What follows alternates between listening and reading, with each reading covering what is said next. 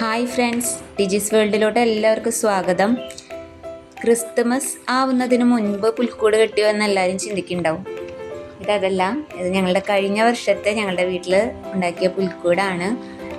അപ്പോൾ ഇങ്ങനെയായിരുന്നു ഞങ്ങളുടെ കഴിഞ്ഞ വർഷത്തെ പുൽക്കൂട്. ഡിസംബർ മാസം ആയിക്കഴിഞ്ഞാൽ തന്നെ പുൽക്കൂട് എങ്ങനെ സെറ്റ് ചെയ്യണം എന്ന ചിന്തയാണ് ആൻചേട്ടന് ഫുൾ ടൈം. അങ്ങനെ ആൻചേട്ടൻ്റെ ഐഡിയയിൽ ഉദിച്ചിട്ടുള്ള കാര്യങ്ങളാണ് ഈ ഒരു പുൽക്കൂട്ടിൽ നിങ്ങൾ കാണുന്നത്. ഈ ഒരു ട്രീ എന്ന് പറയുന്നത് മോൾക്ക് പള്ളിയിൽ മത്സരം ഉണ്ടായിരുന്നു, അപ്പോൾ അതിന് ഞാൻ ഉണ്ടാക്കിയതാണ്. ഞങ്ങളുടെ വീട് മെയിൻ റോഡിലല്ലെങ്കിലും ഞങ്ങളുടെ വീട്ടിലോട്ട് കരോള് വരും. ഞങ്ങളുടെ യൂണിറ്റിൻ്റെ കരോളെന്ന് പറഞ്ഞാൽ ഞങ്ങളുടെ യൂണിറ്റിലുള്ള കുട്ടികൾ മുതൽ വലിയവർ വരെ ആ കരോളിലുണ്ടാവും.